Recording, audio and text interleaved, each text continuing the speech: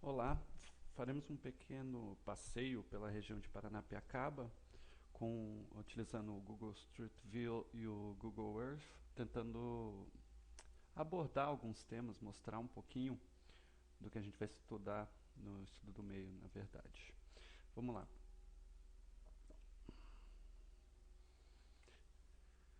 Aproximando aqui um pouquinho, a primeira coisa que a gente nota de cara é a Serra do Mar, tá? Paranapiacaba fica assim. Aqui é a parte do município de Santo André. Se a gente olhar bem, a gente consegue facilmente ver, perceber como a Serra do Mar é realmente uma barreira entre o litoral e o interior. É uma muralha mesmo. Mas desde antes da chegada dos europeus aqui à América, ao Brasil, caminhos percorriam, cruzavam esses morros e chegavam até o mar. Né? Aos poucos foi acontecendo uma interiorização. Aproveitando até um pouco desses caminhos, foram construídas estradas por onde passavam mulas e etc. para trazer cargas do interior para o litoral, do litoral para o interior. Paranapiacaba fica no alto da serra. Ela começou como vila exatamente para a construção de uma ferrovia que iria substituir o transporte do café do interior para o Porto de Santos, que era feito por tropas de mulas. Isso era importante, inclusive, para permitir o avanço cada vez mais para o interior da produção de café. Você podia trazer café de áreas mais distantes. Até hoje a gente pode ver aqui o grande número de linhas férreas, né, das estradas de ferro que funcionam até hoje. Então, o primeiro aspecto é esse: a Serra do Mar, a Mata Atlântica. Tá? Bom, a gente pode ver que essa vila é meio que dividida pela linha férrea em duas partes. Uma parte que é a Vila Alta e uma parte mais baixa, num vale, acompanhando aqui mais ou menos a altitude da linha férrea. Então vamos começar aqui vendo um pouquinho essa parte da Vila Alta.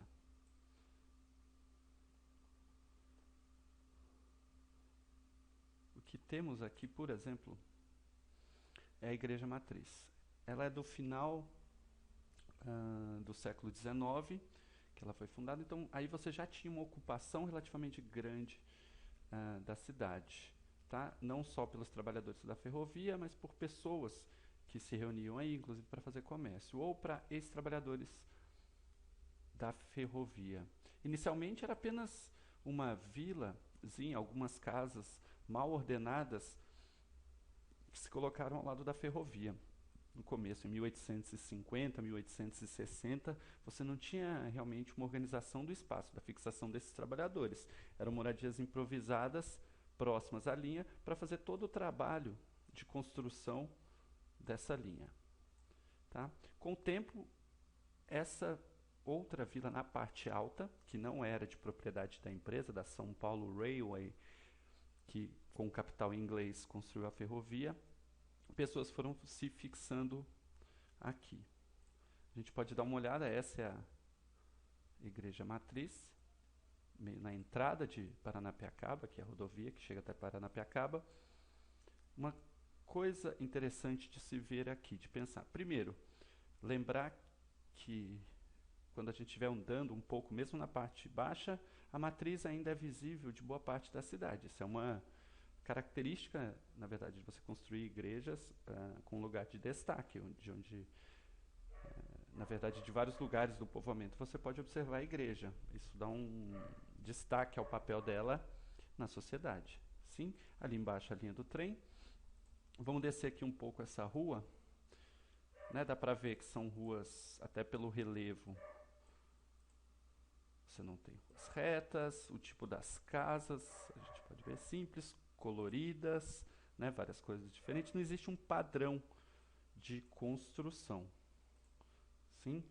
Isso é importante que a gente vai ver lá embaixo, que posteriormente, quando você tem, principalmente, a construção da segunda linha do sistema funicular para ampliar a capacidade de carga para ser levado para o Porto de Santos, a empresa inglesa, os ingleses vão construir uma vila com casas já padronizadas, de acordo com a hierarquia do funcionário. A gente vai ver isso daqui a pouco.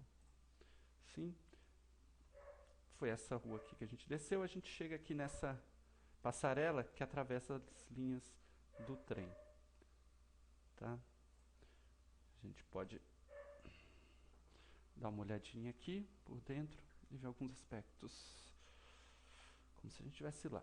Bom, aqui na frente, aqui tem um poste um pouco, você tem a torre do relógio, também não é uma construção da época inicial da vila de Paranapiacaba, foi construído depois, com um grande relógio aqui, né? Você tem o pátio, etc., as várias linhas férreas que funcionam até hoje, essa passarela, o caminho, o trenzinho passando, oficinas, galpões, como eu disse, a igreja, né, num lugar de destaque, e aqui outra construção em destaque, que seria o castelinho, chamado de castelinho, na verdade é a casa do engenheiro-chefe, o engenheiro-chefe que controlava todo o trabalho nessa região, todo o tráfego de trens, a manutenção das linhas, etc. Tudo.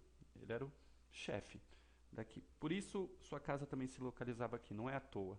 Ele está num lugar alto, num lugar de destaque, a gente vai ver em relação às outras casas dos funcionários. E essa posição de destaque tem a ver, inclusive, com a ideia de que daqui ele pode observar toda a região, ele pode ver, inclusive, o que estão fazendo todos os funcionários. Aqui ainda dá para visitar, tem alguns vagões, por exemplo, aqui tem um vagão de passageiro que dá para entrar.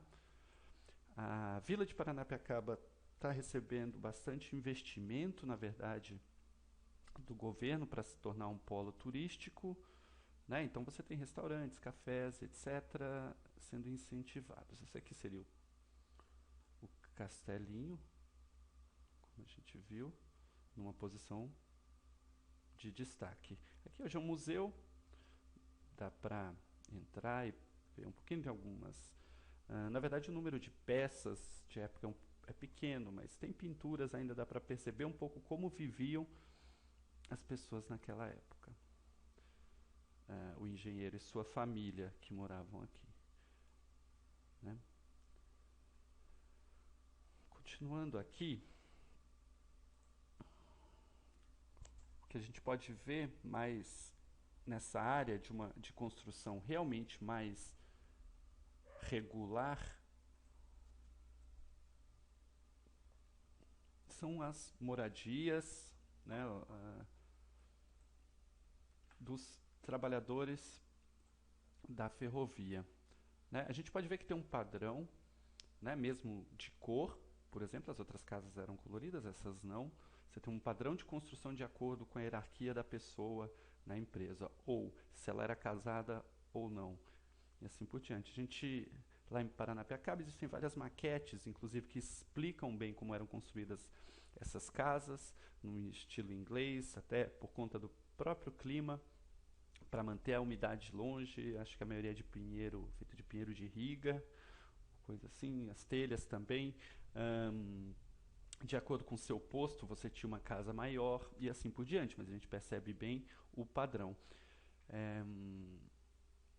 O próprio fato de o governo tentar transformar, né, continuar, incentivar Paranapiacaba a ser um polo turístico, tem a ver inclusive com a manutenção, com a preservação disso aqui.